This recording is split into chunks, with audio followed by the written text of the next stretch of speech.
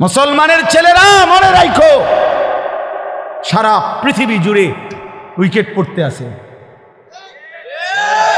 হ্যাঁ, আগামী wicket Netanyahu, ইসরায়েলের ওই প্রধানমন্ত্রী, এই সামনের উইকেট, এই উইকেটও পড়ে যাবে ইনশাআল্লাহ, এই উইকেটও পড়ে যাবে ইনশাআল্লাহ। হ্যাঁ, ফিলিস্তিনের বিজয় হবে ইনশাআল্লাহ। ইসরায়েলের ইহুদি বেঈমান হেরে যাবে, হেরেই যাবে। এজন্য তোমাদের কাছে অনুরোধ করছি, ছেলেরা আমার, নষ্ট হইও না, নষ্ট হইও না, চরিত্রহীন হইও না। জুলুমবাজ কোনোদিন একক হওয়ার, অন্যায়কারী, পাপী, নাফরমান, খোদার কসম ভাইয়া, সংঘবদ্ধ শক্তিও টেকে না, একক শক্তিও টেকে না। ফেরাউনের পুরা সম্প্রদায় যেমন ডুবে গেছে, কারুন একাকী জুলুম করছে, অন্যায় করছে, তো সেও ডুবে গেছে। এটা বুঝতে হবে ভাইয়া, এটা বুঝতে হবে, এটা মনে রাখতে হবে। এই সিরিয়া অনেক বরকতের, আল্লাহ পাক এই জমিনে সবচেয়ে বেশি নবী রাসূল পাঠিয়েছেন সিরিয়ার জমিন, সিরিয়াতে, এই শাম দেশে। শেষ জামানা ঈসা আলাইহিস সালাম নামবে দাজ্জালের বিরুদ্ধে যুদ্ধ করার জন্য এই সিরিয়াতে।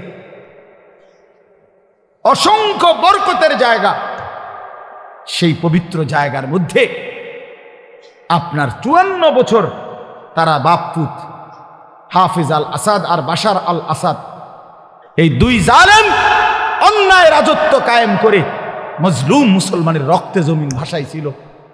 এক মাসুম বাচ্চা, সিরিয়ার এক ছোট্ট বাচ্চা, যেদিন রক্তাক্ত হয়ে বোমার আঘাতে রক্তাক্ত হয়ে মরে গেছিল, শহীদ হচ্ছিল, ওই মাসুম বাচ্চা সেদিন বলে সারা পৃথিবী দেখছে এটা। সিরিয়ার বাচ্চা, মেয়ে, ছেলেটা, ছোট্ট বাচ্চাটা সেদিন মৃত্যুর পূর্ব মুহূর্তে বলছিল, আমি চলে যাচ্ছি, তবে আমি আল্লাহকে গিয়ে বলবো।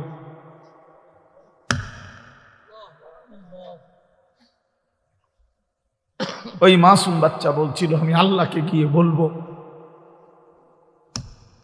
সে ঠিকই আল্লাহকে গিয়ে বলছে, আর আল্লাহ বলছে, মাসুম সন্তান, তোমার রক্তের শোধ আমি নেব, আমার একটু সময় দাও। ঠিকই আল্লাহ তাআলা 24 সাল উইকেট পড়ার সাল, হ্যাঁ 2024 5ই আগস্টে এক উইকেট পড়ছে, এখন 8ই ডিসেম্বর আরেক উইকেট পড়ছে, আরো উইকেট পড়বে ইনশাআল্লাহ। আগামীর সময় মুসলমানের ইনশাআল্লাহ, আগামীর সময় ইমানের সময়, ইসলামের সময় ইনশাআল্লাহ। তোমরা আগে বাইরো, ছেলেরা আগে নামাজ পড়ো, আল্লাহরে ডাকো, নষ্ট হইও না, চরিত্রহীন হইও না। ওই নারী তোমারে ধোকা দিবে, মোবাইলের ওই ছবি তোমারে ধোকা দিবে, তুমি তার সঙ্গে কইরো না আমার ভাই, আমার ছেলেরা, নষ্ট হইও না। এখন আমাদেরকে ইন্ডিয়া শাসাইতেছে, আমগরে পেঁয়াজ দিবে না, আলু দিবে না। আরে পেঁয়াজ তোর বাপের নাকি বেটা? ওই মোদির আব্বার পেঁয়াজ তোর বাপের পেঁয়াজ দি বেটা? হ্যাঁ, পেঁয়াজ মোদির আব্বা উৎপাদন করে, তাহলে পেঁয়াজের ধমক দেয় আমগরে, আলুর ধমক দেয়, 110 কোটি মানুষের ধমক দেয়। আমরা তো স্পষ্ট বলি ইনশাআল্লাহ, পেঁয়াজ আলুর ধমক দিয়া লাভ নাই। পেঁয়াজ আলু সহ সমস্ত নিত্য পণ্য বেঈমান, তোদেরকে যিনি খাওয়ায় তিনি তো আমার আল্লাহ, তোর কে বেটা? ওদেরকে খাওয়ায় যিনি, তিনি কার আল্লাহ? ও তো আমার আল্লাহ, আমার আল্লাহ বেটা, আমার মালিক তোরে খাওয়ায়, আমার মালিকের রাজত্বে তুই আমারে ধমকাস বেটা? আমি তো সেই মালিকের গোলামি করি যে মালিক তোদেরকে খাওয়ায়। এজন্য মুসলমানের ছেলেরা মনে রাখো ভাইয়া, 110 কোটি বা 130 কোটি এগুলো কোনো সংখ্যা না, এগুলো কোনো সংখ্যা না। মুসলমানের একজন। মুসলমানের কয়জন? জোরসে বলো, কয়জন?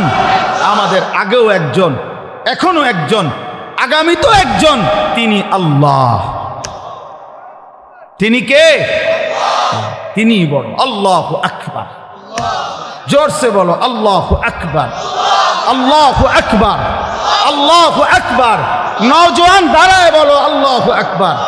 দাঁড়াও দাঁড়াও যুবক, দাঁড়াও, ওঠো নওজোয়ান, দাঁড়াও নওজোয়ান, স্লোগান দাও আল্লাহু আকবার। আপনার বয়স্করা ওঠো ওঠো, বলো আল্লাহু আকবার।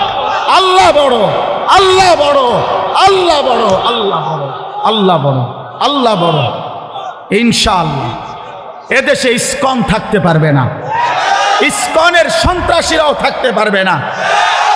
এই মাতৃভূমিতে হিন্দু থাকুক, কিন্তু ইসকনের গুন্ডারা থাকতে পারবে না। এদেশ আমাদের মুসলমানের, কালেমার, কোরআনের দেশ। এই যে প্রয়োজনে লক্ষ কোটি শহীদের রক্ত ঝরবে, কিন্তু 1 ইঞ্চি জমিন ভারতীয় ওই আধিপত্যবাদ পত্তলিকদের হাতে ছেড়ে দেওয়া হবে না। বলো যুবক ইনশাআল্লাহ, রাজি তো ইনশাআল্লাহ? বসো।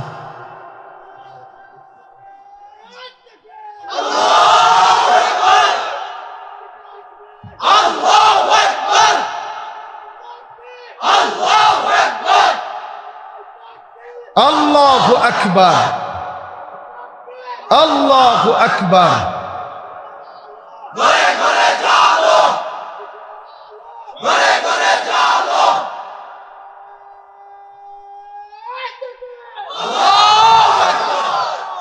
হ্যাঁ, আমরা হিম্মত হারা হলে ওই সমস্ত সংখ্যা মঙ্কা কিচ্ছু হবে না ইনশাআল্লাহ, কিচ্ছু। 1 ইঞ্চি জমিন বাংলাদেশের কোন বেঈমানের কাছে ছেড়ে দেওয়া হবে না। প্রয়োজনে আমার শহীদ হবে, আমার সন্তান শহীদ হবে, কোনো অসুবিধা না। আমি বুঝাপড়া করে নিছি, বলছি বুঝাপড়া করে বলছি ইনশাআল্লাহ। রাত গভীর রেও মালিকরে বলছি, মালিক প্রয়োজনে আমার জান চলে যাক, কিন্তু এদেশে কালেমার পতাকা উড়বে ইনশাআল্লাহ, কোনো সন্দেহ নাই। ইসলামের পতাকাই উড়বে। তোমরা ভাইয়া নষ্ট হইও না ভাই। সারা পৃথিবী ইনশাআল্লাহ আলহামদুলিল্লাহ ইসলামের জয় জয়কার। সারা পৃথিবী মুমিনের বিজয় দেখতেছে। হ্যাঁ হ্যাঁ, ইমানদারের বিজয় হবে, ফিলিস্তিনও বিজয় হবে, মসজিদ আকসাও বিজয় হবে, ইসরায়েলের ইহুদি বেঈমান হেরে যাবে, কোনো সন্দেহ। তোমরা সাহস হারায় না। হ্যাঁ, বাবরি মসজিদ ফিরে আসবে ইনশাআল্লাহ, কোনো সন্দেহ।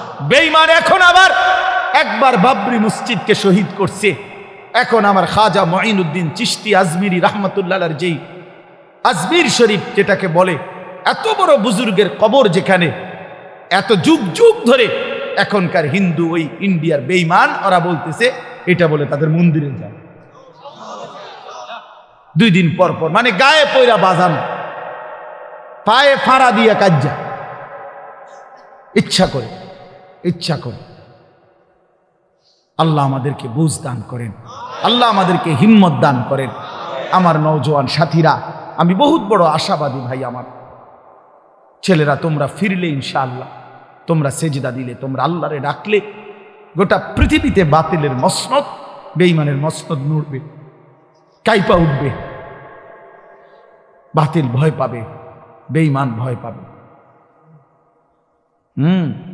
এই সিরিয়ার এই মহাযুদ্ধের নায়ক যে একজন নওজোয়ান জুলানি, এই এক বেচারাকে খুঁজতে গিয়ে 100 কোটি মার্কিন ডলার তার মাথার দাম ঘোষণা করছে, কিন্তু সুপার পাওয়ার দেশ পর্যন্ত হাইরা গেছে, তারে খুঁজা পায় না। আল্লাহ তাআলা ঠিকই ইমানদার মুজাহিদিনদের বিজয় দান করছে।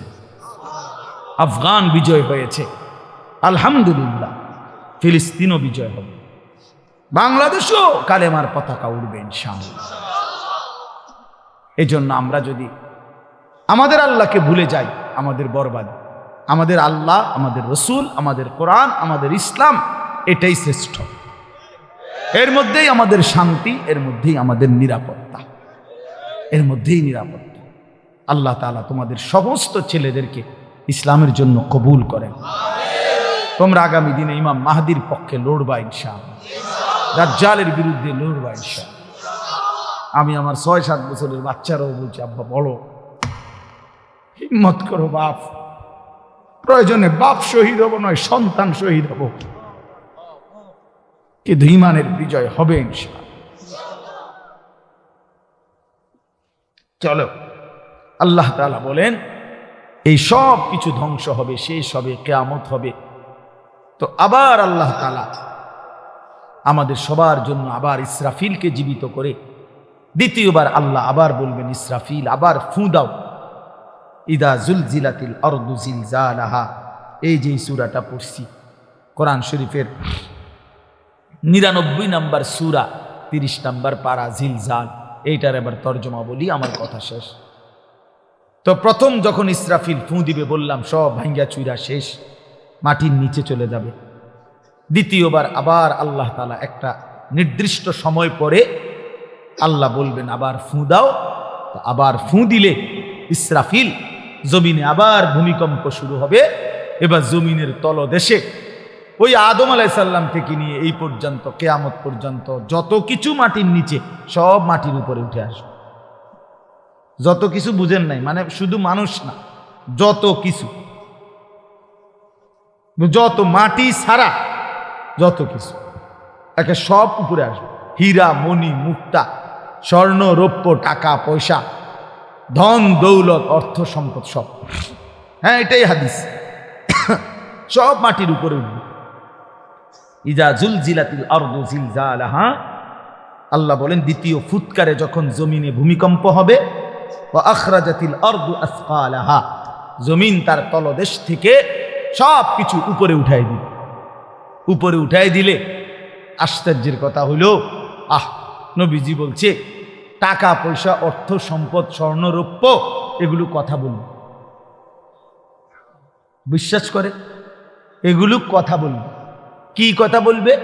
সমস্ত নাফরমান পাপীদেরকে, এই অবৈধ সম্পদ উপার্জনকারীদেরকে ডাক দিবে। হাদিসে আছে, নবীজি বলছে এই টাকা পয়সা, অর্থ সম্পদ মাটির উপরে স্তূপ, স্বর্ণরৌপ্য হাসরের মাঠ, তো এরা ডাকবে, স্বর্ণই ডাক দিবে আর কি, রৌপ্যের খনি ডাক দিবে, এই না সারিক, চোর তুই কই, এদিকে এদিকে এদিকে, এই ডাকাত এদিকে, সুদখোর, হারামখোর, কিস্তিখোর এদিকে, তোর বহুত টাকা দরকার ছিল, এখন নে, যা লাগবে এখন, হারামখোর এখন নে। হ্যাঁ হ্যাঁ, হাদিস, এটা আমি জলজ্জন্ত হাদিস, তাফসীর ইবনে কাসির আছে, এভাবে ডাক দিন। আল্লাহ রাসূল বলছে স্বর্ণরৌপ্য টাকা পয়সা ডাক দিবে, আইনা কাতিউ রিহমিন, হে আত্মীয়তার সম্পর্ক ছিন্নকারী এদিকে, এই বেঈমান এদিকে, আপন চাচার সম্পদ, ভাইয়ের সম্পদ, বোনের সম্পদ, ফুফুর সম্পদ, স্ত্রীর সম্পদ বঞ্চিত করছিলি এই দুনিয়ার জন্য, এখন নেই, কি পরিমাণ দরকার। এই কোরআন শরীফ আছে, ওয়াকালাল ইনসানু মা লাহা, লোকেরা তখন বলবে যে হায়, এটি এরম করে কা, বুঝেন না? একজন কি ভাই ডেকিতা, এটি দিয়ে কথা কয়, স্বর্ণ রৌপ্য টাকা পয়সা দিয়ে কথা কয়, কি ডাকাডাকি করে, তার মানে কেউ তো আর কিছুই নিবে না, নিবে তুই আর টেহা দিয়া কিনবে, সোরে এখন আর টাকা দিয়ে করবে কি? তো আল্লাহ তাআলা বলেন ওয়াকালাল ইনসানু মা লাহা, মানুষ বলবে হায় এটা কি হলো, এমন করতেছে কেন? আল্লাহ তাআলা বলবেন ইয়াউমা ইদিন তুহাদ্দিসু আখবারাহা, আল্লাহ বলবে বান্দা আসল খেলাটা তো এখন দেখবে, এতক্ষণ তো দেখছো টাকা পয়সা অর্থ সম্পদ কথা বলছে, এখন তোমার পায়ের নিচের জমিন, তোমার পুরা জিন্দেগির সমস্ত খবর আমি আল্লাহর সাথে কথা বলি। আমি আপনাদের কারো মনে আসেনি কোন হুজুরের বয়ানে, যেই কোনো হুজুর, আপনারা অনেক সময় অনেক ওলামায়ে কেরাম বলে যে ভাই মনোযোগ দিয়ে বসেন, সবাই বসেন, এই মাটি একদিন হাসরের ময়দানে সাক্ষী দিবে, কয় না এরকম ওয়াজে? এই যে কোরআন শরীফের আয়াত, এই মাটি একদিন সাক্ষী দিবে যে মাওলা আমি মাটির উপরে রাত গভীরে আপনার এই বান্দা আপনার কালাম, আপনার কোরআন, আপনার বন্ধুর হাদিস শুনেছে, এক ফোঁটা চোখের পানি ফেলছে, আপনারে ভয় করছিল, জাহান্নামকে ভয় করছিল। ইয়াউমা ইদিন তুহাদ্দিসু আখবারাহা, আল্লাহ বলে জমিন সব বলে দিবে, রাত গভীরের তাহাজ্জুদের সেজদার কথাও বলবে, রাত গভীরে মোবাইলের উলঙ্গ ছবি দেখার কথাও যুবক বলবে, মদের আড্ডা জুয়ার আড্ডার কথাও বলবে। যে বোন অন্যায়ভাবে ভিন পুরুষের সাথে সম্পর্ক রাখছে তার হারাম সম্পর্কের কথাও জমিন বলে দিবে। বিআন্না রাব্বাকা আওহা লাহা, আল্লাহ নিজেই বলতেছে। কেন বলবে? কারণ আমি আল্লাহ আদেশ করেছি বলে বলবে। জমিন কেন কথা বলবে? কে আদেশ করছে বলে। ইয়াউমাইদিন ইয়াসতুরুন নাসু আশতাতান লিয়ারাউ আমালাহুম। এরপর আল্লাহ বলেন ফেরেশতারা সব তো শুনবে, সে স্বর্ণরৌপ্য ডাকছে, জমিন কথা বলছে তার বিরুদ্ধে, তার সব কিছু। এইবার ফেরেশতারা তাকে মানুষগুলোকে দলে দলে গ্রুপে গ্রুপে আশতাতান মানে হলো ভাগ করে দিবে আর বলবে আগে বাড়ো, সামনে বাড়ো। লিউরাও আমালাহুম, ওইখানে তোমার আমলনামা দেওয়া হচ্ছে, সেই আমলনামা হাতে নাও, নিজ চোখে দেখো। নিজ চোখে কি দেখো? তখন সে দেখবে। তো কি দেখবে? আমলনামা। এই আল্লাহ বলতেছেন ফামান ইয়ামাল মিসকালা যাররাতিন খায়রান ইয়ারাহ ওয়া মান ইয়ামাল মিসকালা যাররাতিন শাররান। নবীজি সাল্লাল্লাহু আলাইহি সাল্লাম বলছে আল আয়াতুল জামিআতুল ফাযা, অনন্য ব্যতিক্রম ধর্মী কোরআনের পূর্ণাঙ্গ অর্থবোধক। মনে হয় যেন পুরা কোরআন, পুরা দিন, পুরা ইসলাম, আল্লাহ রসুলের সমস্ত কথাকে একসাথে ঢুকাইয়া ফেলছে এই একটা কথা। কোনটা? এই কথাই। এটা যেন এক বোতলের মধ্যে সাগর ঢুকাইয়া ফেলছে। আল্লাহ বলছে বান্দা শুনো, আমলনামা হাতে নিলেই তুমি নিজ চোখে দেখবা তোমার জিন্দিগির এক বিন্দু ভালোটাও, এক বিন্দু মন্দটাও। মিসকালা যাররাতিন খায়রা, মিসকালা যাররাতিন শাররাইন। এক বিন্দু, এক নিঃশ্বাস, এক সেকেন্ডের, এক পলকের, এক মুহূর্তের, অথবা মুহূর্তের লক্ষ ভাগের এক ভাগের এক জাররা লা ওয়াজনা লাহু, একেবারে সামান্য। এই একদম সামান্য থেকে সামান্য, যা তুমি ভালো করেছো তাও দেখবা, যা মন্দ করেছো তাও দেখবা। কাফা বিনাফসিকাল ইয়াউমা আলাইকা হাসিবা, তোমার হিসাবের জন্য তুমি যথেষ্ট, তুমি নিজেই বুঝবা। হ্যাঁ, ওই দেখবেন আপনার এয়ারপোর্টের মধ্যে লেখা থাকে, বিভিন্ন জায়গার মধ্যে এরো চিহ্ন দিয়া লেখাই থাকে, ডান বাম, টয়লেট, মসজিদ, অজুখানা দিয়ে রাখে না। তো এবারে তো নিজেই বুঝে যে ইন্ডিয়া বাথরুম, ইন্ডিয়া অজুখানা, ইন্ডিয়া মসজিদে ঢোকানোর জায়গা। তো আল্লাহ তাআলাই বলবেন বান্দা আমলনামা হিসাব করে তুমি বুঝবা তুমি কি জান্নাতের দিকে যাইবা না জাহান্নামের দিকে যাইবা। তুমি টের পাইবা, তোমার ফয়সালা তুমিই করতে পারবা। কাফা বিনাফসিকাল ইয়াউমা আলাইকা হাসিবা, তোমার হিসাবের জন্য তুমি যথেষ্ট। অতএব রাত গভীরে কষ্ট করছেন, সবাই বসছেন, আমার ওই প্রিয় মোহাম্মদ, ওই যে হয় বহুত মহব্বত করে এই মাহফিলের ডেট নিছে অনেক আগে। তো আমারও আসার সুযোগ হইল, আমিও আসলাম। আমার অনেক মহব্বতের সাথীরা, বন্ধুরা আসছে। আপনাদের জন্য আমি দোয়া করি, আপনারাও আমার জন্য দোয়া করবেন। সবাই মিলে ভালোবেসে, ভাই আমার শেষ কথা এটাই, বয়স্ক বাবা চাচারা, আপনারা আপনাদের এই শেষ সময় কবরের ফিকির করেন। বিড়ি সিগারেটের অভ্যাস যাদের, ছেড়ে দেন বাবা, আমার অনুরোধ, রাগ হইয়েন না। আপনি হিম্মত করলে পারবেন চাচা। বিড়ি সিগারেট আগুন কোনো মানুষের প্রিয় হইতে পারে না। 2 নাম্বার, না ঠিক কইও না, রাখো। বিড়ি সিগারেট দুর্গন্ধ কোনো সুস্থ স্বাভাবিক পেশাব পায়খানার দুর্গন্ধ কোনো স্বাভাবিক মানুষের প্রিয় হইতে পারে না। ঠিক বিড়ি সিগারেটও দুর্গন্ধ কোনো মানুষের, স্বাভাবিক মানুষের কাছে পছন্দনীয় হইতে পারে না। এইটা আপনার অসুস্থতা, আপনি আপনার এটা অসুস্থ, আপনার মানসিক বিকৃতি এটা। নাহলে আপনি দুর্গন্ধকে নিয়ে প্রতিনিয়ত নাকে মুখে ঢুকাইতেছেন, আগুনকে প্রতিনিয়ত নাকে মুখে ঢুকাইতেছেন, এটা তো অগ্নি পূজকের চিহ্ন হইতে পারে, ইমানদারের চিহ্ন হইতে পারে।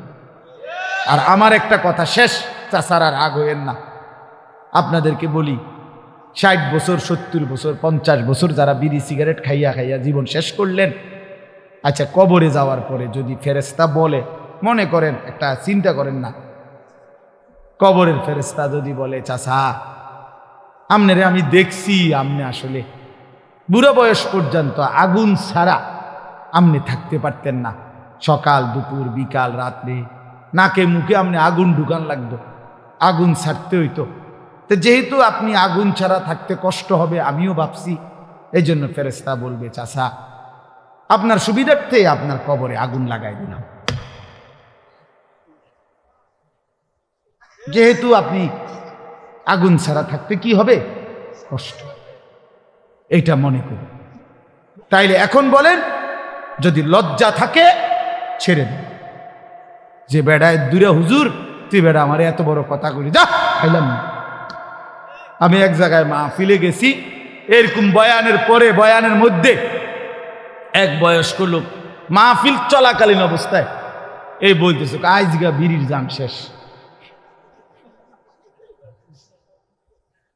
আজগা বিড়ির জাম শেষ, তো ছেড়ে দেন।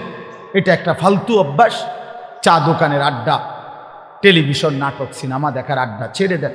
আমার অনুরোধ, শেষ সময়টা বাপ চাচা বয়স্করা সারাদিন তসবি পড়েন, জিকির করেন, সুবহানাল্লাহ, আলহামদুলিল্লাহ, আল্লাহু আকবার, লা ইলাহা ইল্লাল্লাহ, ইস্তিগফার পড়েন, আস্তাগফিরুল্লাহ আস্তাগফিরুল্লাহ, দুরূদ শরীফ পড়েন সাল্লাল্লাহু আলাইহি ওয়াসাল্লাম। দেখবেন আমলনামায় নেকি ভারী।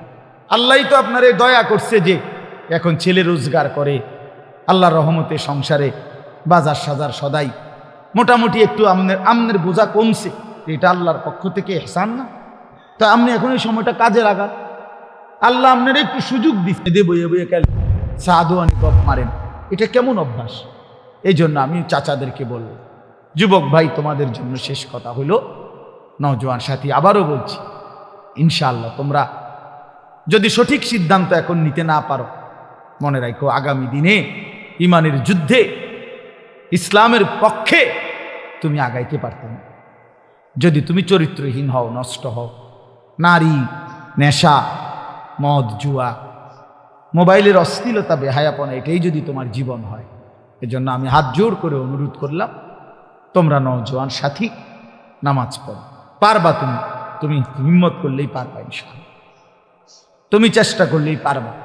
তুমি যদি সিদ্ধান্ত নাও, এবছর আমার মাহফিল ছিল নভেম্বর মাসে চট্টগ্রাম সন্দ্বীপে, একটা দ্বীপ এলাকা, স্পিডবোট দিয়া বঙ্গোপসাগর পার হইয়া যাইতে হয়, প্রতি বছরই আমি যাই সেখানে। গত বছর 4-5টা ছেলে স্কুল কলেজ পড়ুয়া, ওরা সিদ্ধান্ত নিছিল তাদের এলাকায় তারা ফজরের নামাজের সময় তাদের বন্ধু বান্ধবদেরকে উঠাবে ফজরের জামাতের জন্য। ছেলেগুলো আমার এবার মাহফিল করছে, তারা ফজরবাদ মাহফিল, আগে মাহফিলই হয়েছে ফজরবাদ, মানে আমি রাতে যেই প্যান্ডেলে ওয়াজ করছি ওই প্যান্ডেল তারা আবার হ্যাগোর থেকে কইয়া লইছে ফজরের পরের জন্য, বুঝছিনি? মানে এইটাই হ্যাগো প্যান্ডেল, তবে হ্যাগো মাহফিল হবে কখন? ফজরবাদ। ফজরবাদ তো আমি তো রাত্রে ওইখানে থাকতে হয়, কারণ রাতে স্পিডবোট দিয়ে আসা যায় না, সিস্টেমে থাকতে হয়। ফজরবাদ তারা আমগরে শুনাইছে আমার সামনাসামনি, যে এই 4-5টা ছেলে একটা বছর মেহনত করে আল্লাহর দয়ায় যুবক কি না পারে, আলহামদুলিল্লাহ 4,500-এর মতো ছেলে, তাদের হিসাবে এখন কিশোর তরুণ যুবক প্রতিদিন ফজরের নামাজ জামাতে পড়ে। কি কোন রসুল, কি আজীব কথা বলেন, কি ফিকির! তাহলে এক নওজোয়ান হিম্মত করলে অনেক কিছু করতে পারে। এই সমাজে যদি ছেলেগুলো নিয়ত করে ঘরে ঘরে মদ জুয়া ঢুকাই দিবে, পারবে। যুবক চাইলে এটাও পারবে, যুবক চাইলে চরিত্রহীনতার সয়লাভ ভাষায় দিতে পারবে। আবার যুবক যদি চেষ্টা করে তাইলে প্রতিটা ঘরে ঘরে আল্লাহর কোরআনও পৌঁছায় দিতে পারবে। এজন্য ভাইয়া তোমরা, তোমাদের নাম এখানে আছে যে যুব সমাজের উদ্যোগ, আমি এই জন্য উৎসাহিত করলাম। আমার জিন্দিগিটাই নওজোয়ানের ফিকির নিয়ে, আমি এই জন্য এটা বলি, এই জন্য যে ইনশাআল্লাহ যুবক তুমি উঠো, নওজোয়ান উঠো, দাঁড়াও, হিম্মত করো, আগে বাড়ো, পারবা তুমি ইনশাআল্লাহ। আল্লাহ তাআলা আমাদের প্রতিটা ছেলেকে কবুল করে। পর্দার আড়ালের মা বোন যারা আছেন, মা আপনাদের কাছে আমার বিনীত অনুরোধ, মা নিজের আখলাক, নিজের পর্দা পুশিদা এটা নষ্ট করেন না, নিজের চরিত্রের হেফাজত করেন। যাদের স্বামী প্রবাসী, যাদের স্ত্রী আছেন প্রবাসী স্বামী, মেহেরবানি করে বোন আপনি আল্লাহর জন্য সবর করেন, নিজের আখলাক চরিত্র ভালো রাখেন। বেচারা 16 বছর, 12 বছর, 14 বছর নিজের ঘাম ঝরাইয়া রক্ত পানি করে টাকা উপার্জন করে আপনাদের জন্য পাঠায়। স্ত্রী ছেলে মেয়ের জন্য বাড়িতে কয়টা টাকা পাঠায়। বিশ্বাস করেন এই বছরও আমি তো প্রতি বছর হজ ওমরায় গেলে এই মক্কায় মদিনায় প্রবাসীদের রুমে রুমে যাই, সৌদি আরব যারা থাকে, কত যুবক কত প্রবাসীর কাহিনী যে শুনি আমি কাঁদে। এইবারও বলছে এক ছেলে, কজর আমি 8 বছরে কোনোদিন এই সৌদি আরব একটা ডাক্তার দেখাইনি, এই একটা দুটা ব্যথা বেদনার ওষুধ খাইয়া পড়ে থাকি, শরীরটা খারাপ করলে কেন, এই বুকে আগলাইয়া টাকাটা জমায় রাখি, ওষুধপত্র কিনলে টিনলে যদি টাকা খরচ হয়ে যায়, বাড়িতে বউ বাচ্চার জন্য পাঠাবো কেন। এত কষ্টের টাকা, বিশ্বাস করে প্রবাসীর প্রতিটা টাকার মধ্যে ঘাম যেন ভিজা থাকে, ঘাম ভিজা থাকে।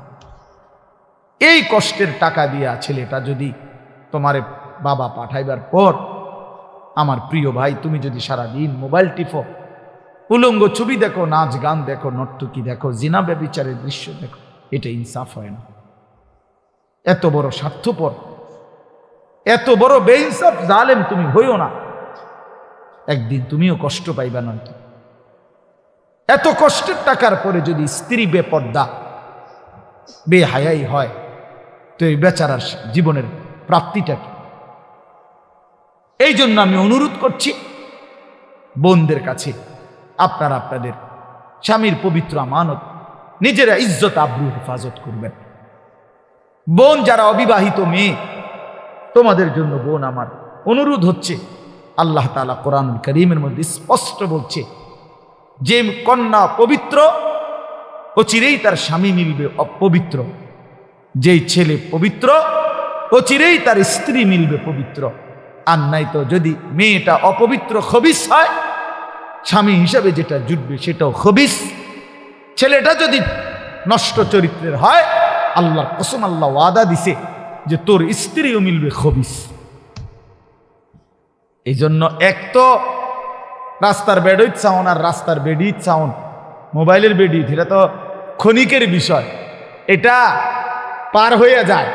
কিন্তু বউ যার অসৎ হয়, দোস্ত মনে রাখো, বউ যার চরিত্রহীন, বউ যার 3 নম্বর 2 নম্বর 4 নম্বর পরকীয়ায় আসক্ত, বউ যার বদ আখলাক, ওই ঘর জাহান্নামের আগুন, জাহান্নামের টুকরা ছাড়া আর কিছু। তখন বুঝবা কয় দিনে রাত যায়, 24 ঘন্টায় দিন না 28 ঘন্টায় দিন, তখন বুঝবা।